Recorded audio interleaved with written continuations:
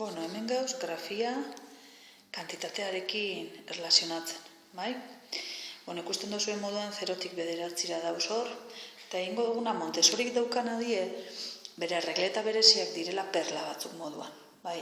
Bideo tutorialean jarriko dut argazkiren bat edo, da bestela interneten jartzen baduz perlas Montessori agertzen da.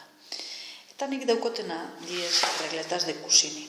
Kusinik bere azken urteetan edo hil aurretik onartu zuen Montessoririk kopiatu ziola regleten hori, bai?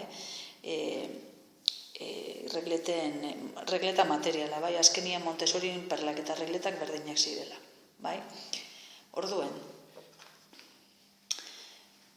guk erlazionatuko dugu hau batekin, hau bidala, zer gaiti da bi? Bi sartzen direlako, bai? Montessoriren perletan, bi perla agertzen dira hemen, bai? Lotuta, baina bi perla. Esaten notzuen moduan, kontzeptu hori lotutako hori ulertzeko be bai? Hemen hirua, jarriko gonduen hiru olako unitate, bai? Azkenian kontzeptua hiru moduan, zegero eraiketak itxerak orduan ere, hiru kontzeptu moduan hartu behar dute. Eta horrela, egingo gendun danekin, bai? Berdina, desordenau aldoz, usordenau, baina beti regletak onduan jarritxa, bai? Regletekin ere egin aldana da, pixkat, beste joku bat, dala adibidez. Goa zenbakiak asmatzen. Venga, asmatu hori zenbakia beste modu baten. Eta berak egin behar duena da, luzera berdinekoak. Orduan, bueno, dekoz pila bat aukera. Eta hemen zenbakien deskomposaketa ere pixkat ulertzen goaz horrela, bai? Eta beste material bat, hemen dauela egin gabe, zen nahi dizuete esplikatu zelan sortu aldan, bai? Oso erraza da. Bueno, kartulina bat hartzen duzuen, nik hemen folio bat daukatina 3, baina, bueno, kartulina bat hartzen duzuen, eta egiten duguna da kartulinaren zati baten, bai, eta tapoiak pegatu, bai?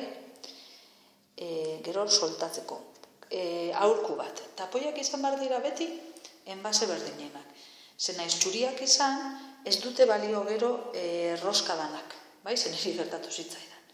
Orduan, hemen jartzen ditugu ordenean. Hemen 0a, 1, 2, 3, 4, bai? Eta beste kartulina zati baten holan mozten duguna, egin aldozu ez. Edo puntituak koloretan, edo adibidez honek pegatu eskulanak itxeko ponpoi batzuk dira. Orduan, pegatuko dugu 1, pegatuko dugu 2, pegatuko dugu 3, bai?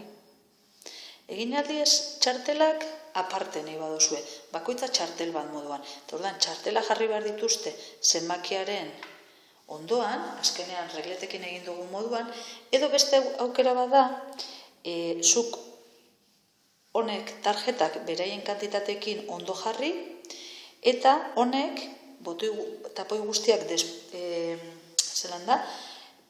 desenroskauta, danak aparte hemen, bai? Horrela, danak, eta egin behar dutena da, enroskatu ordenean. Eta gainera, psikometrizidadea lantzen dabe horrela, eta gainera, desordenauta ere jarri aldozu hemen. Barruan bertan, baina desordenauta. Orduan egin behar dutena da, soltau eta ondo jarri. Baina kantitateakin erlazionatzen. Bueno, horrengora arte.